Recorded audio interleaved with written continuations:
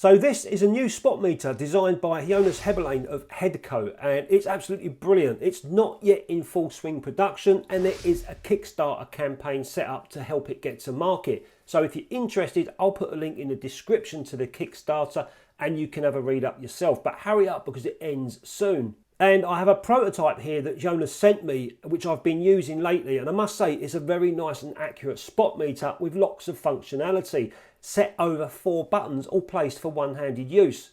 They even have a sunshade to stop any stray light hitting the lens, and also an ND filter so you can see the screen in bright conditions. So I'll go over the spot meter, I'll show you what it looks like inside, the functions, and I'll come back to the video where you can see me using this in the field. So I was planning to go outside and show you guys using this spot meter, but we've got a storm coming, so there's no way I'm going outside. I might as well do stuff inside. So I've done some spot metering around this little vase at the moment. I've done some metering in the shadow area, and that's given me f22 at 8 seconds. And I've done some metering on the highlight area, which is on the actual flower itself, and that gave me ½ second at f22. So metering in the darker area where I want a bit of detail, that's given me 8 seconds. That's going to give me middle grey. I don't want that. It's going to be too light, certainly for the flower as well. So I'm going to come down a couple of stops to 2 seconds. So from 8 seconds to 2 seconds, I'll just close it down, make it a little bit darker, which is where I want to be. When I metered on the flower and did the same thing, that also came back at 2 seconds. So I've got an average of f22 at 2 seconds, which is perfect. And I'm using Fuji Acros 100 film. Now that hasn't got any reciprocity failure until around about 2 minutes. So 2 seconds on that film is perfect. But I do have to allow a little bit more exposure for the bellows factor, about ½ a stop. And I've got the cable release actually in the socket in the lens, so that means that I'm going to be firing with the mirror up, so that's going to avoid any vibrations while I'm taking my exposures.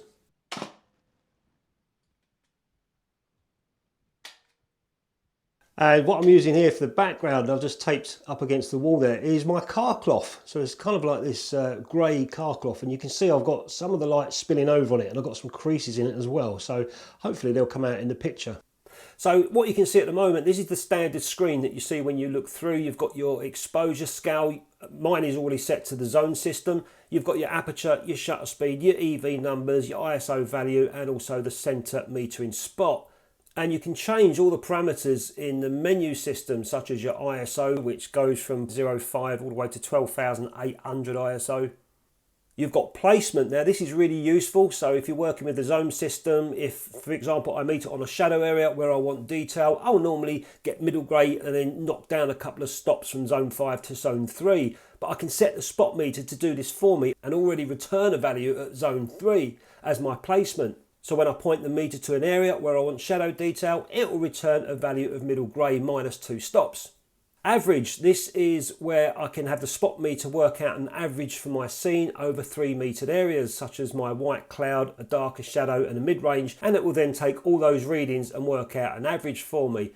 You can use the meter in full stops, half stops or third of a stops. And units, this is where I can choose my EV scale or use a zone system scale, which is really useful if you're using the zone system. Minimum max, this is where I can point the meter at my highlights, for example, and my shadows, and it will show me how much range is in my scene, how much brightness range in stops that I've got in my scene, which is really useful for when I get back in the darkroom.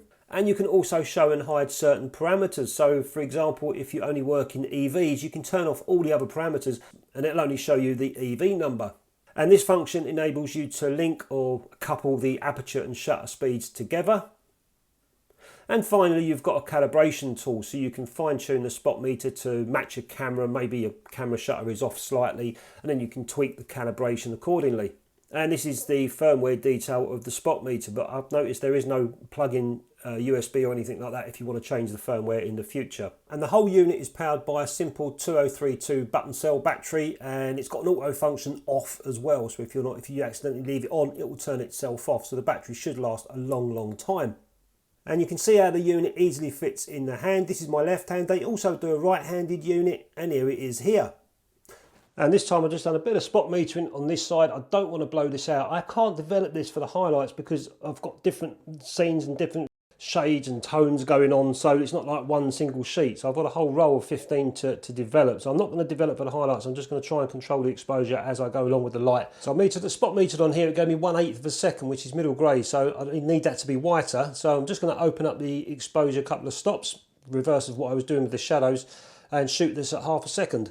Now these scenes aren't really that difficult with the lighting that I chose, and to be honest, a good incident meter would have returned similar results, if not the same reading, and quicker too. However, a spot meter can tell you far more about your scene's brightness, range and tonality, which can be useful. And in an ideal world, using a spot meter, you'd be metering for your shadow areas within a scene, and if needed, controlling the highlights when you develop the film by reducing your development time to stop the highlights blowing out. As the old school saying goes, expose for the shadows and develop for the highlights. I do this often when I'm shooting large format single sheets and printing in the darkroom. But if you shoot 15 frames in the camera, the chances are each frame would have a different exposure value, so reducing the development time wouldn't really benefit all of the photographs on your film. However, even with roll film, if your highlights in each frame are far more important than anything else, you can control them perfectly with a spot meter and prevent them from blowing out.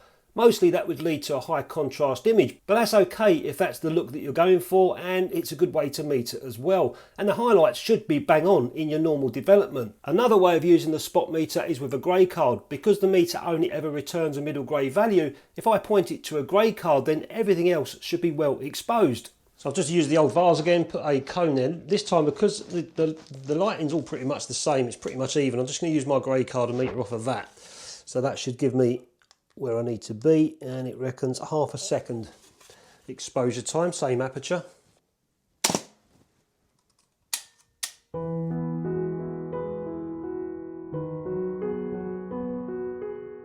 So I'm just getting a shot of the contour lines of this vase here, and I've brought this white card in just to bounce a little bit of light back over, and I've done a spot reading this side, which gave me my middle grey, and obviously this side as well. So with the highlights, with the middle grey, I just overexposed by putting the meter 2 stops plus exposure, and this side 2 stops minus exposure, and they both came out the same f8 at 1/8 of a second.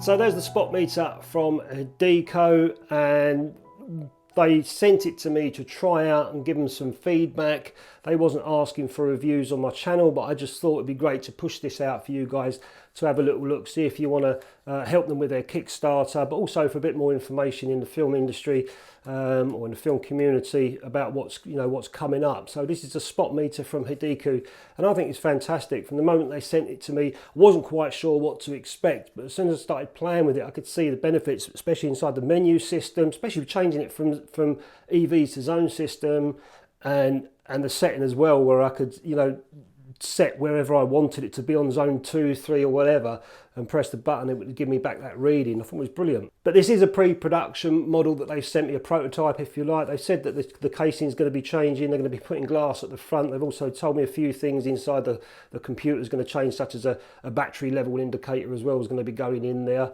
And the fact that it takes a 2032 battery, I thought that's great. You can get 2032 batteries anywhere. I've got a TT Artisan light meter, and it takes, I can't remember the name of it, but I can't get that battery. I can only find it in a specific shop, which is a real pain. I can't go in supermarkets to pick it up, but the 2032 is everywhere. And the fact that this thing goes on and off. If you leave it, it will turn itself off. The battery should last a long time. But it feels very light, feels very comfortable. All the buttons are there within your thumb and your index finger as well. It would be nice to see a little tiny eye cup on the back. I thought that might have been a nice, you know, addition, but I don't know how expensive they are to buy in bulk, I don't know. And I think when this comes out eventually, the price is going to be around about 200, 250 euros, I believe. I'm not quite sure on that, but we'll soon see when the price comes out. Some people might say that's extortionate or expensive for something like this, but you've got to remember this is a small company putting together these things, all the parts and everything else, and the time and the staff, no doubt. It's not, you can't build something like this and sell it for too cheap.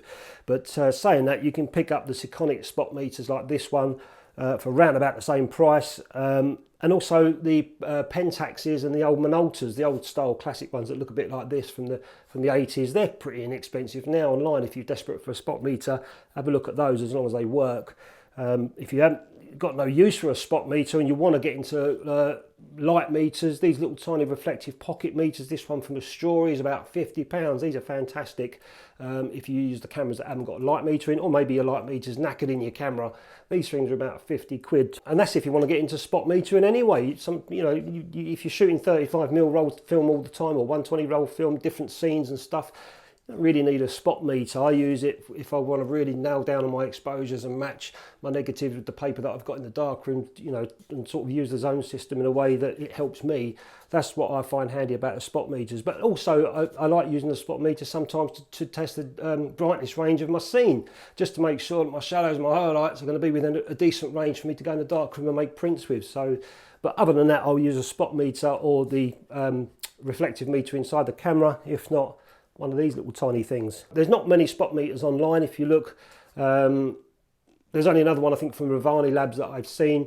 So, you know, I'm interested to see how this one gets on when it's out in production eventually. So if you want to support these guys or have a look at their Kickstarter, go online. I'll put a link in the description. You can read up all about this. The guys have got some videos themselves on how it works and stuff, how it functions.